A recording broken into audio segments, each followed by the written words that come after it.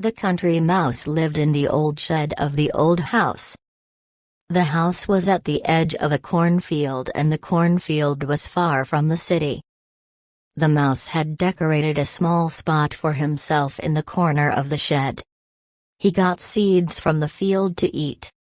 Sometimes he found tasty leftovers from the nearby compost. There was a cat in the house, but it was already old and could no longer chase mice like it used to. The country mouse was comfortable in his hole, but lately he had felt lonely. So he called in his cousin who lived in the city. The town mouse gladly came because he hadn't met his cousin in a long time. The country mouse had set the dining table. On the table there were oat seeds, roots of the couch grass, 2 fat caterpillars, moldy cheese and old pieces of lard. The town mouse thoughtfully tasted almost everything that was available. But soon his stomach was full. The country mouse, on the other hand, continued to eat. The town mouse said, "Thanks for the food, dear cousin. But to be honest, I'm very worried about the conditions you live in. You have a hard time finding food and you often have to eat leftovers. Your furniture is old. The walls are half rotten, and as an outside door you have just a hole in the wall." The country mouse became depressed, because he understood that the town mouse was right. He just said, "Well." The town mouse apologized. "Oh, how impolite I am. After all, you still have some old-fashioned atmosphere here, and you've made yourself a musical instrument out of a matchbox and horse's tail. But let me just say that I live in the city so much more comfortably and healthier than you." The country mouse said, "I guess so. You know what? You have to come to the city with me. There's plenty of room for a cozy mouse like you. Or what do you think?" "Yeah, maybe you're right." The country mouse packed his backpack, and soon the friends set off towards the city. Traffic got heavier. The country mouse was astonished by the noise of the city. Trucks roared.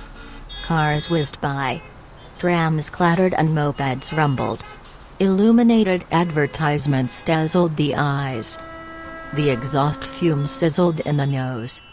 And how easily a small mouse can be flattened under car tires. The mice crept along the sides of the walls into the backyard of the large building.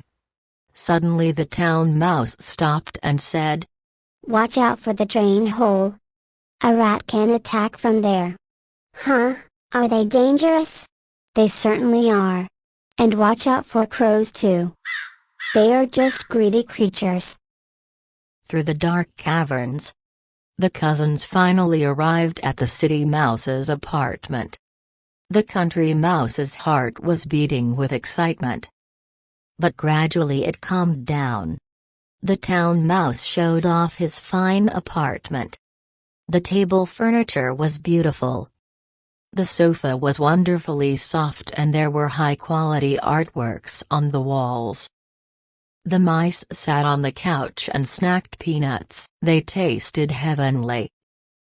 Then the town mouse led his friend further back with a self-built drum set with different-sized tin cans and 2 sturdy wooden sticks.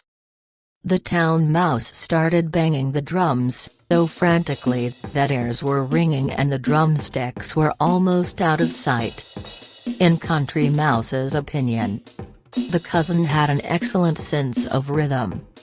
But he understood nothing of the poetic mood. Soon the town mouse wanted to show the country mouse what kind of delicacies from the kitchen would be found.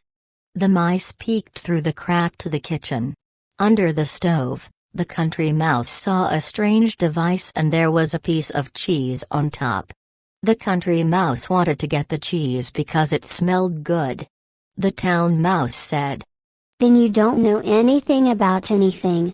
That's a mousetrap. If you touch the cheese, you die in a flash. Is that so? Answered the country mouse. And his heart felt cold. Everything seemed calm. But the country mouse was wondering about a hum that could be heard from somewhere. No problem. The hostess is just hovering over there in the living room. Now let's go. The mice ran to the kitchen stool, climbed up to its leg and jumped onto the desk. A country mouse looked in amazement at the delicacy. On the table there were cheese, grapes, stuffed cake and other sweet baked goods. The country mouse took a piece of the layer cake and purred happily. After wiping the whipped cream from his whiskers, he took a biscuit in his front paws and ate a big piece of it. The cookie melted in the mouth. Sweet and fat. Just then, something big, gray and hairy jumped onto the table. Cat. The beast jumped to reach the mice, but they managed to escape. At the same time, the hostess came into the kitchen with a vacuum cleaner and noticed the mice running along the kitchen stool onto the floor. The hostess tried to beat the mice with the nozzle of the vacuum cleaner. The city mouse ran meandering and the country mouse tried to keep up. At the last moment, the mice slipped into their hole and rushed panting behind the drum kit. The cat pushed its front paw far into the mouse's apartment, trying to reach something alive to its needle-sharp claws. Finally the beast gave up and went away. The country mouse sighed, his heart pounding. Huh, it was bad. The town mouse said. Well, I don't know. Quite normal activity. Normal activity? I guess so. But you were meandering all the time. Of course. You must meander when running away from a cat. Small spurts of running are healthy. As you can see, I am in good shape, even though I live deliciously. The mice waited until the house calmed down. Finally the town mouse said. We have left many delicacy without tasting. Let's go on another research trip. But the country mouse was tired and didn't want to go to the kitchen again. Even the city mouse admitted that day had been busy. So the mice went to sleep. In the morning, the country mouse was pondering. Life in the city can be rewarding, but it's also restless. You know what? I'm homesick. Listen now. You will slacken there in the countryside watching the cumulus clouds and listening to the singing of birds. Life must be active, purposeful, challenging. Perhaps it is as you say. But I enjoy myself better in the country. Thank you for your kindness. This has been a great experience for me. So the country mouse said goodbye to his cousin, put his backpack on his back and left. He crept along the sides of the walls, scuttled across the streets and ran across the parks. He was almost getting under a bicycle, and a snarling little dog almost put an end to him. But defying the dangers of the city, the country mouse continued his journey until he reached familiar regions. In the home hole, he looked around and started cleaning places. After sweeping the floor, the mouse found a piece of cloth which made a good tablecloth. Then the mouse picked bluebells from the meadow into a vase and placed the vase in the middle of the table, on a new tablecloth. Now the mouse was satisfied. He carefully carried his instrument out. The sun was going down. Mouse started to play old country tunes.